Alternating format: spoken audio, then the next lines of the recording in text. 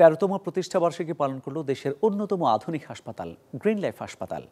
বুধবার রাজধানীর গ্রিন রোডে অবস্থিত এই হাসপাতালের হলরুমে হাসপাতালের chairman professor Shamsuddin Ahmed cake কেটে অনাড়ম্বর এই অনুষ্ঠানের উদ্বোধন করেন। এ সময় ব্যবস্থাপনা পরিচালক মোহাম্মদ মাইনুল আহসান সহ পরিচালক ডাক্তার Mohammad Hasan Khalid, general manager Sohrab Ali, manager bill and cash Golamur Rahman Jasim সহ হাসপাতালের কর্মকর্তা কর্মচারীরা উপস্থিত ছিলেন। ১৩ বছর যাবৎ সুনামের সাথে মানুষের সেবা দিয়ে আসছে এই হাসপাতাল।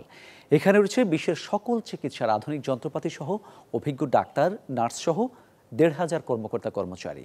1986-এ আমার এই পথ চলা শুরু। তখন থেকেই আমার ইচ্ছা, বিদেশ থেকে আসার ইচ্ছেই আমার, যে একটু দেশে গিয়ে বড় কিছু করব। বিদেশে আমার অফার ছিল অনেক, সব কিছু প্রত্যাখ্যান করে আমি দেশে চলে আসলাম, যে দেশে ভালো কিছু, বড় কিছু করব।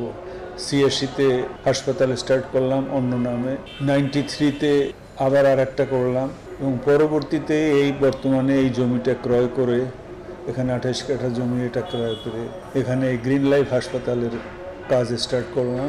আজকে হাসপাতাল চলতিরই 13তম বছর, 13 বছর পার হলো, 13 বছর।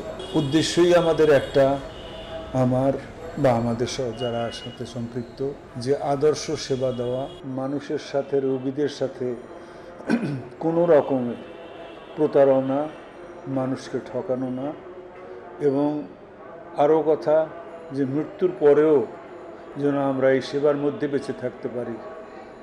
একবারে অ্যাবসলিউটলি আমার মন প্রাণ দিয়ে সেই চিন্তার থেকেই আমার এই হাসপাতাল তৈরি করা, যেন সঠিকভাবে মানুষের সেবা দিয়ে যেতে পারি।